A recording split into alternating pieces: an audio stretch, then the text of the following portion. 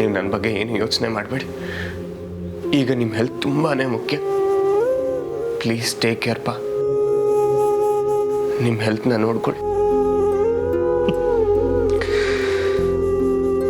ನಾನು ಹೇಳಬೇಕಾದ ಮಾತನ್ನು ನೀನು ಹೇಳ್ತಿದ್ಯಲ್ಲೋ.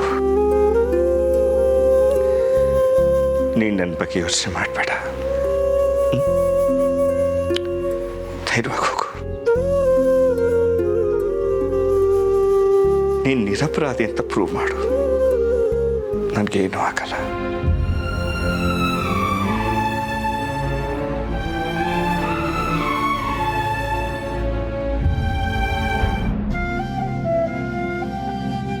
ದಾರಿದ್ರ ಇದ್ರುವೆ ಧರ್ಮ ಮರಿಬೇಡ ಅಂತ ಅವ್ವ ಹೇಳ್ಕೊಟ್ಟು ಬೆಳ್ಸವಳೆ.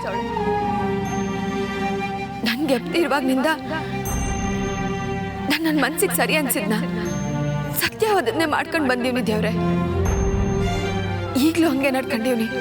ಆದ್ರೆ ಈಗಿದ್ದ ಅದ್ರ ಪರಿಣಾಮ ನಂಗೆ ಬೇಕಾದವ್ರ ಮ್ಯಾಕೆ ಹತ್ರವಾದವ್ರ ಮ್ಯಾಕೆ ಆಯ್ತೈತೆ. ರಿಷಿ ಸರ್ ಅವ್ರ ಅಪ್ಪಯ್ಯ ಏನ್ ತೆಪ್ಪು ಮಾಡಿಲ್ಲ. ಅವ್ರಿಗೆ ಹಿಂಗಾಗ್ಬಾರ್ದಿತ್ತು. ಅವ್ರಿಗೆ ಬೇರೆ ವಾಸಿ ಆಗಂಗ್ ಮಾಡಪ್ಪ. ರಿಷಿ ಸರ್ ಮನೆಯಾಗ ಎಲ್ರೂ ಈಗ್ಲೇ ನೊಂದ್ಕೊಂಡವ್ರು. ಅವ್ರಿಗಿನ್ನ ಕಷ್ಟ ಕೊಡ್ಬೇಡ. ಒಂದ್ ಕಡೆ ರಿಷಿ ಸರ್ ಅವ್ರ ಮನೆಯವ್ರಿಗೂ ತೊಂದ್ರೆ, ಇನ್ನೊಂದ್ ಕಡೆ ಸಂಭವ ಮತ್ತೆ ಅವನ ಮನೆಯವ್ರಿಗೂ ತೊಂದ್ರೆ. ಯಾಕಪ್ಪ ಹಿಂಗ್ ಮಾಡ್ತಿದ್ಯ? ನಮ್ ಸಂಭು ಅಪ್ಪ ಅವ್ವ ತಂಗಿ ಹಳ್ಳಿಯಿಂದ ಅವ್ನ ನೋಡಕ್ ಬಂದವ್ರು.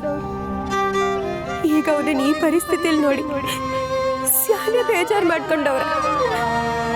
ನಮ್ ಸಂಭು ಬಿರ್ನೆ ಗುಣ ಆಗೋಂಗ್ ಮಾಡಪ್ಪ.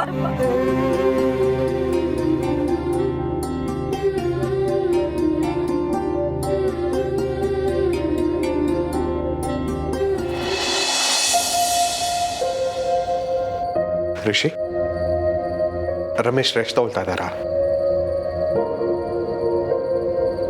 ಡೋಂಟ್ ವರಿ, ನಿಮ್ಮಪ್ಪಂಗೆ ಏನೂ ಆಗಲ್ಲ. ನಾನು ನೋಡ್ಕೊಳ್ತೀನಿ.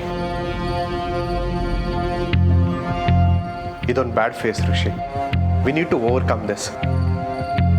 ಮನುಷ್ಯನ ಜೀವನಕ್ಕೆ ಏರಿಳಿತಾನೆ ಅಲ್ವಾ ಅಳತೆಗಳು. ಕಷ್ಟಗಳು ಬರ್ತಾ ಇದೆ ಅಂದರೆ ಅದು ನಮ್ಮನ್ನು ರೂಪಿಸ್ತಿದೆ ಅಂತ ಅರ್ಥ. ಯೋಚನೆ ಮಾಡಬೇಡ, ನಿಮ್ಮಪ್ಪ ಹುಷಾರಾಗ್ತಾರೆ. ಇದೆಲ್ಲ ಸರಿ ಹೋಗುತ್ತಾ? Don't worry. Thanks uncle.